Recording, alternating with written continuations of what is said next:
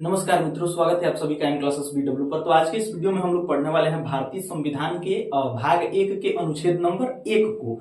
ठीक है, आज की इस वीडियो में भारतीय संविधान को पढ़ना हम लोग स्टार्ट कर रहे हैं। ठीक है, तो आप सभी लोग वीडियो को अंत तक देखिए। वीडियो पसंद आए तो लाइक कीजिएगा, अपने भाई बहनों तथा दोस्तों में शेयर कीजिएगा और चैनल पर पहली बार विजिट किए होंगे तो चैनल को सब्सक्राइब कीजिएगा। ठीक है, लेकिन उससे पहले हम लोग थोड़े से भारतीय संविधान के ऊपर जो है वह बेसिक जानकारी को जानेंगे, जिससे कि हम लोगों को बहुत सारी मदद मिलेगी और एग्जाम से भी क्लियर हो पाएंगे। मतलब कि वहां से कुछ भी क्वेश्चंस अगर पूछते हैं तो थोड़े से मदद हो सकेंगे जरूर। ठीक है, तो आज के इस वीडियो के माध्यम से भारतीय संविधान के अनुच्छेद को स्टार्ट किया जा रहा है।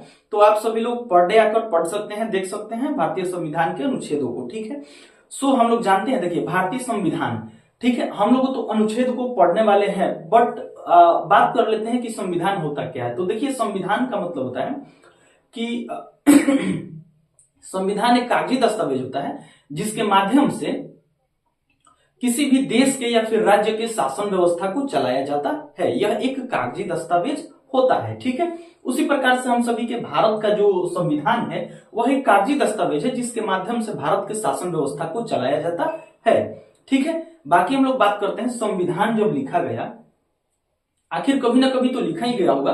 तो भारतीय संविधान जब लिखा गया तो इसकी प्रथम बैठक जब जो हुई थी वह कब हुई थी, किस तारीख को हुई थी? तो यह देखिए, बहुत सी इंपॉर्टेंट चीजें हैं, आप सभी लोग इन सभी चीजों पर नोटिस कीजिएगा। तो देखिए, वह 9 दिसंबर 1946 ईस्वी को हुआ था। ठीक है, प्रथम बैठक, और इसके अस्थायी अध्यक्ष जो थे वह डॉक्टर सच्चिदानंद सिन्हा थे और बाद में डॉक्टर राजेंद्र प्रसाद को अस्थायी अध्यक्ष बनाया गया संविधान सभा के। ठीक है, और बहुत सारी सभाएं हुई। ठीक है, उसके बाद से संविधान लिखा गया।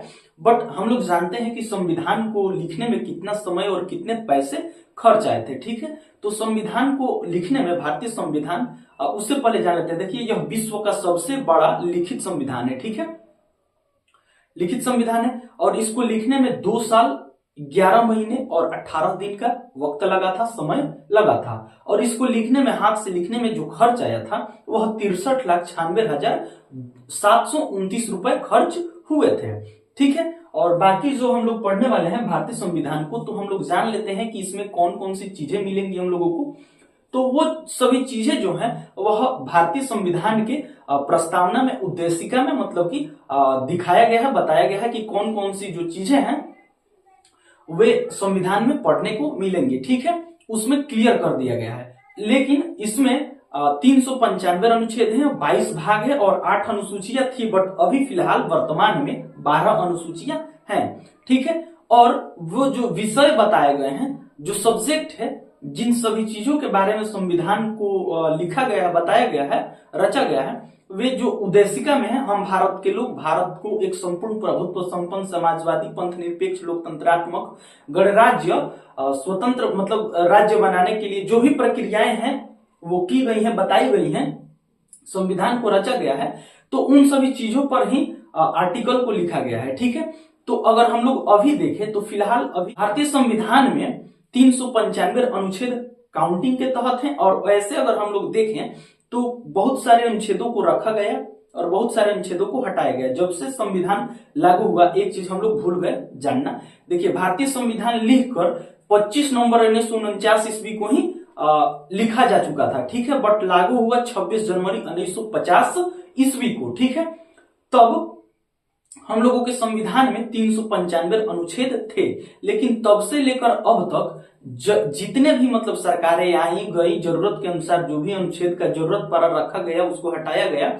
इस प्रकार से अगर हम लोग देखें तो 470 प्लस अनुच्छेद हैं। ठीक है, बट काउंटिंग के तहत हम लोग जानते हैं कि 395 अनुच्छेद हैं, 22 भाग है, और 395 अनुच्छेदों को डिवाइड करके 22 भाग में रखा गया है। ठीक है, और 12 अनुसूचियां हैं, स्केड्यूल जिसे बोलते हैं हम लोग, 12 अनुसूचियां हैं। ठीक है, इतना जो है वह बेसिक जानकारी है। तो चलिए हम लोग अपने टॉपिक पे रिटर्न होते हैं। देखिए, उसी में से हम लोग भारतीय संविधान के भाग एक का नाम देखते हैं हम लोग। देखिए, संघ और उसका राज्य क्षेत्र, मतलब कि the union and it's territory. ठीक है, मतलब कि संघ और उसका राज्य क्षेत्र, उसमें हम लोग अनुच्छेद 1 को पढ़ने वाले हैं और भाग 1 में 4 अनुच्छेद हैं। ठीक है। अनुच्छेद 1 है name and territory of the union, ये आर्टिकल 1 है, ठीक है। Name and territory of the union मतलब कि संघ का नाम और राज्य क्षेत्र, ठीक है। तो हम लोग देखते हैं यहां से कि यह क्या कहता है, संघ का नाम और राज्य क्षेत्र। तो देखिए ये जो है क्लॉज है, मतलब कि खंड हम लोग कह सकते हैं, या फिर लोग और भी कुछ उच्चारण करते हैं, जैसे कि परंतु 1, परंतु 2, परंतु 3, ठीक है। इस प्रकार से लोग पढ़ते हैं, लेकिन जो है क्लॉज, ठीक है, ये कहता है भारत अर्थात इंडिया, मतलब कि जो हमारे संघ का नाम, मतलब कि भारत एक संघ राज्य है, उसका नाम भारत अर्थात इंडिया होगा। हिंदुस्तान नहीं रखा गया है, चूंकि वह एक रिलीजन पर्पस पे हो जाता, ठीक है। क्योंकि भारत को जो है हम लोगों को धर्मनिरपेक्ष बनाना था, इसलिए बहुत से लोगों ने सुझाव दिए संविधान सभा में कि इस संघ का नाम, भारत तो विरासत में मिला हुआ है और इंडिया जो है पुकारा जाता है, उसे भारत अर्थात इंडिया कह के बोला जाए, मतलब कि उच्चारण किया जाए, ठीक है। सो 1 में बताया गया है कि भारत अर्थात इंडिया राज्यों का, देखिए राज्य नहीं, ठीक है, राज्यों का संघ होगा। संघ होगा मतलब कि यूनियन होगा, फेडरेशन नहीं होगा। फेडरेशन का मतलब और यूनियन का मतलब क्या होता है, हम लोगों ने स्टेट की परिभाषा में पढ़ा था, ठीक है। अगर आप सभी लोग नहीं देखे हैं तो जाकर उस पर आप सभी लोग देख सकते हैं, समझ सकते हैं कि संघ का मतलब क्या होता है। हालांकि फिर भी हम लोग समझ लेते हैं। देखिए संघ का मतलब होता है, संघ राज्य का मतलब कि केंद्र के अंडर में सभी चीजें आती हैं, मतलब कि जो भी देश है, राजनीतिक दृष्टिकोण से अगर हम लोग अपने भारत को देखें तो यह एक राज्य है, और भौगोलिक दृष्टिकोण से देखें तो यह एक देश है, और सांस्कृतिक दृष्टिकोण से देखें तो यह एक राष्ट्र है, ठीक है। तो संघ राज्य जो है वह राज्यों का संघ होगा, भारत अर्थात इंडिया राज्यों का संघ होगा।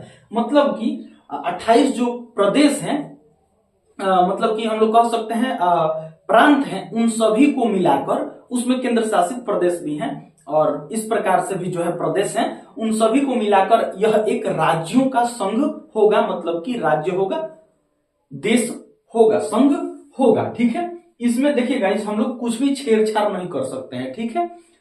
यह जो है अनुच्छेद 1 में, या फिर कह सकते हैं हम लोग अनुच्छेदों में किसी भी प्रकार का छेड़छाड़ हम लोग नहीं कर सकते हैं। ये जिस प्रकार से है उस प्रकार से हम लोगों को पढ़ना है और समझना है। वीडियो लंबा होते जा रहा है, हम लोग फटाफट से इसको क्लियर करते हैं, ठीक है।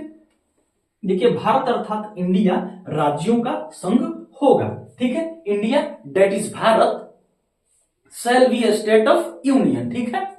भारत अर्थात इंडिया राज्यों का संघ होगा।